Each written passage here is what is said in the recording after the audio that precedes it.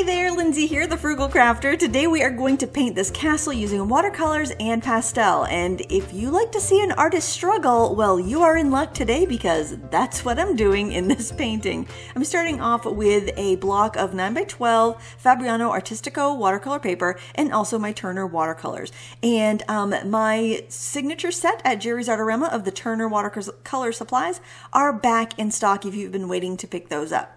So I started off just by sketching here with a mechanical pencil and just to get the basic kind of like feel of the castle down.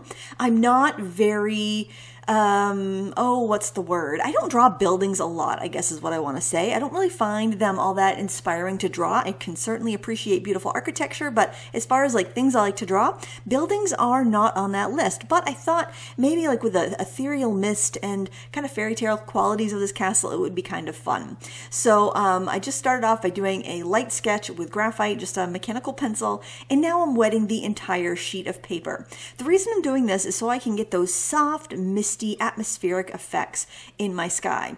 Now, I decided that I was going to go with a limited color palette here, and when I originally saw this castle and decided I was going to paint it, I was thinking I'm going to do like kind of pastel colors, like muted, like yellow, pink, blue, just kind of more brighter versions. But then when I actually started to paint it, I ended up going with very muted tones. I went with yellow ochre.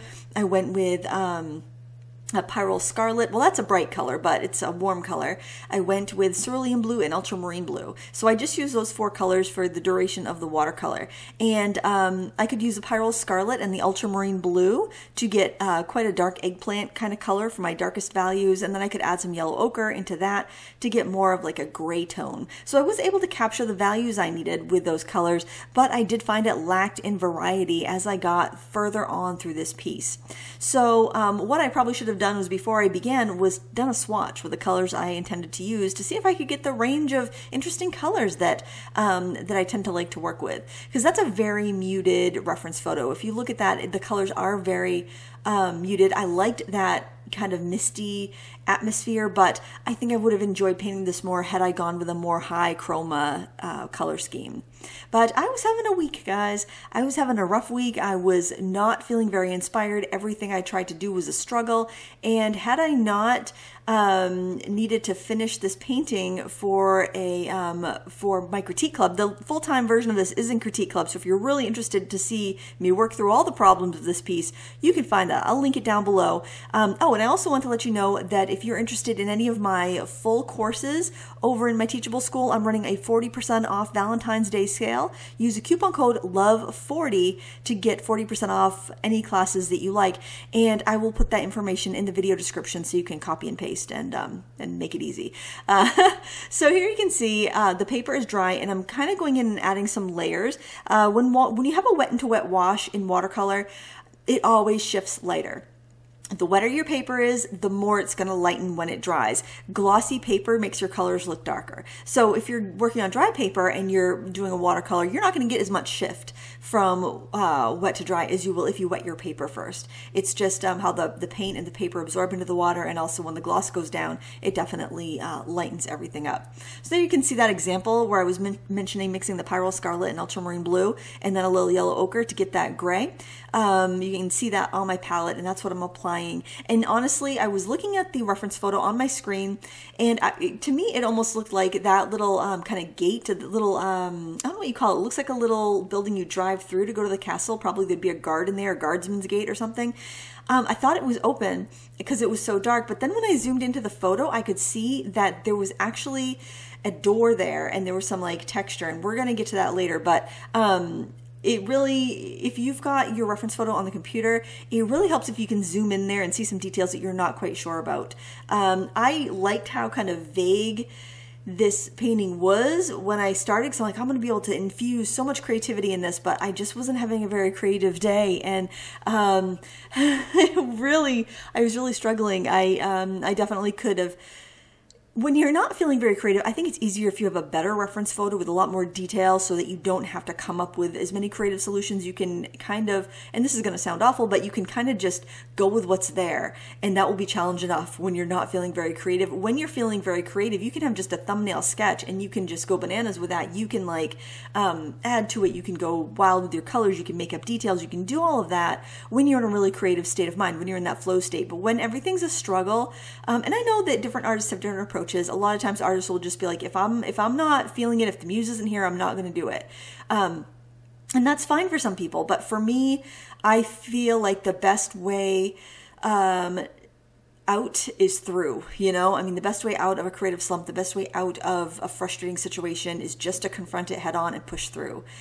For me, anyway. It's not pleasant, but anyway, that tends to work. Now, so I took a break. I was like, oh, this just isn't working. I need to give my eyes a break. So I went away, and then I came back after it was dry, and I thought, I'm going to put some little like flags off the spires here. And I liked the way that looked. I think it really helped the composition. It helped it look a little bit more fairy tale as well. I love medieval themes. I love movies that have a medieval flair to them, like the Merlin TV series and Lord of the Rings, even though that was, you know, a whole other world. But, you know, I just like that kind of aesthetic. I guess my wedding was medieval. I love that. So I think putting those little flags on the rooftops made it feel kind of fairy tale-ish and medieval. So I like that, and I was starting to feel a little bit more hopeful of what was going on here. I was kind of ruining the time I chose my limited palette, because once I'm like kind of far into a painting, I don't like to add colors. I don't like to add colors unless I'm doing mixed media and I'm adding in another media, because I feel that adding random colors towards the middle or end of a painting, it looks amateurish to me. And not that this is some like spectacle of a professional artwork here by any stretch of the imagination, folks, but I feel like it does not help anything. It always makes it look worse. It always makes it look discordant and unbalanced, and it rarely ever improves your situation. You got to get those colors in. Preferably, in my opinion, you get all your colors in the background phase, so that you've got a little bit of that flavor throughout your entire painting, and it's not, you don't have something jumping out of nowhere, some color that you haven't even looked at jumping out of nowhere. So that's my process. I integrate all my colors in that first background wash. And the other thing that I like about that technique is that when you integrate all your colors and you do that background wash first, you wet the paper, even if you don't put paint everywhere, like the area where there's a light mist, I didn't have a lot of paint there, but I wet the whole paper so I'd have soft integrated edges. So when you do that and your whole background paper is wet and you've got all your colors in, each color is going to touch every part of that paper, and then as you layer up, everything is going to feel like it belongs there and it's integrated, and you're not going to have that cut and paste look that you get if you put in your background afterwards. Now, you can put a background in afterwards and have it look good. I'm not saying that you can't, but a lot of times, I would say probably 7 out of 10 times, when you put that background in last, you end up with a cut and paste look, and I don't like it. If you like it, that's fine. There's nothing, I'm not going to say there's anything wrong with it. If you like that look, go for it. And you can be very precise and delicate about it and get a good effect that way. But I like to have that background in, because I also feel like if I can get that background wash in with all the colors in it that I'm going to use in the painting, even if I've neutralized them and you can't recognize the color, like I've taken the blue and the red, mixed it down so it's just kind of a grade purple, even if I just have that color in somewhere, even in a mix, it's going to make it integrate in the rest of the painting. It's all going to look like it has the same lighting and it has the same flavor and it's from the same location. So I recommend doing that. It seems to always improve a painting. Now you can always just not paint in an area, or you can go in with a dry brush and lift out paint in an area. It's still going to look more natural because you're not going to have stark white hard edges. I think it's the hard edges that I try to avoid, especially if I'm doing a landscape or I'm doing any sort of like a bouquet or anything where I'm not going to have where I want to have a background, I should say. Now I've done paintings with a stark white background, and I like that look too, but often, I gotta tell you, whenever I start with a stark white background and I end up putting a background in later, it's because I've spattered paint or I've like dripped something where I shouldn't have. It's like covering up an accident.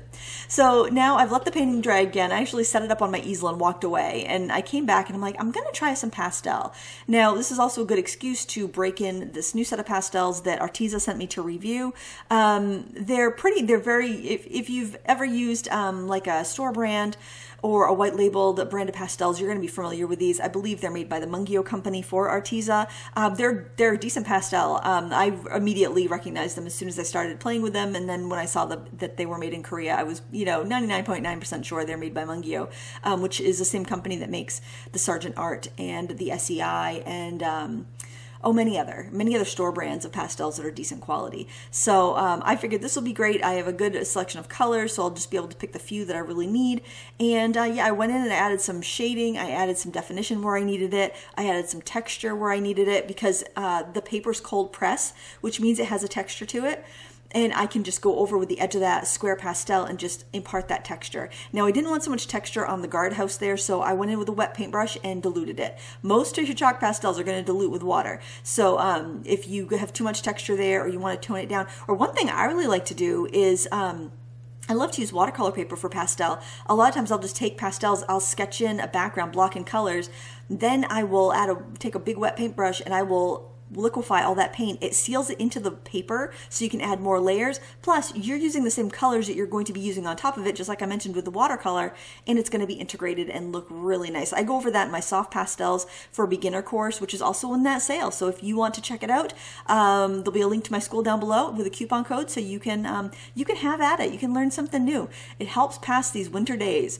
And there you can see how I lightened up that and made that door on the guardsman's house there, or whatever we're calling it, the guardhouse, because by the time I realized what it was kind of too late to amend it in watercolor. And I'm kind of perking up some of the green in the grasses, and I decided to take some of the kind of like nice like periwinkle blue and add that into the sky. And there I actually just grabbed one of my Renaissance pastels from my pastel cabinet. I actually moved my pastel drawers and I left them in my studio from when I did the all my pastels video because I want to use them more. So I'm like, I'm going to leave them right here. They don't take up a lot of space and I have so many colors there. So I decided I was going to leave those in my filming room so I could grab them more often, and I'm really glad I did. By the way, I'm sorry I'm talking so fast. I don't know why. Oh my. I'm adding some darker values into the grasses because I could mix cerulean and yellow ochre for my green. That's the brightest green I was going to get in this mix, and it was very dull and muted. So by using the pastel, I could get a greater value range and also a little bit of more richness and vibrancy in there. So I'm thinking, you know what this needs? It needs some red. So I was like, how can I get some red in here? And then I thought, ooh, we'll do some rose bushes. That would be good with a castle, especially fairy tale-ish or like Alice in Wonderland, the roses, red roses. So I thought I can put red in the little flags on the castle, and then I can add some roses. And that's exactly what I did. I just put some rose bushes on the outside of the little stone wall that is around our little path to the castle. I did some little small roses with pastel pencil closer to the castle, and then I did big ones towards the viewer, closer to the bottom of the paper. So it gave me a little bit of depth and scale because this was feeling really flat. I knew I needed something in the foreground, but I didn't know what, where I'd put so much down already. I didn't have room to put like, a horse or anything like that. So I'm like, oh, I can do some rose bushes, and that will be kind of pretty. And I really, actually, once I put the rose bushes in, I was pretty happy with the way it was turning out. Pastel pencils are so nice to go over watercolors because they're opaque. You can erase them if you don't like them. They're a wonderful medium for this. I struggle with sharpening some pastel pencils sometimes. Sometimes they break or they get lodged in my sharpener. So I highly recommend with your pastel pencils that you use a like a craft knife to sharpen them. I was using my electric sharpener, and I had pretty good luck, but once you break off a pastel and like the chalk in the sharpener, it's so difficult to remove. So I'm going back to just a knife to sharpening my pastel pencils, but they are really nice over watercolor, especially since you can erase it back as long as your paper's dry. It's a kind of like you get an undo button with the pastel pencils. I also love using the pastel sticks over watercolors because you can so quickly fix something or correct something, just completely change it if you want to. And I went in with white, added a little bit more mist, and I decided to call it done. I feel like I salvaged this painting all right. I don't feel like it's my best work, but I think it's all right, especially considering the creative slump that I was in this week. I hope you enjoyed it, and anything I mentioned today in the video you can find in the video description. Thanks so much for watching. Happy Valentine's Day, guys, and until next time, happy crafting.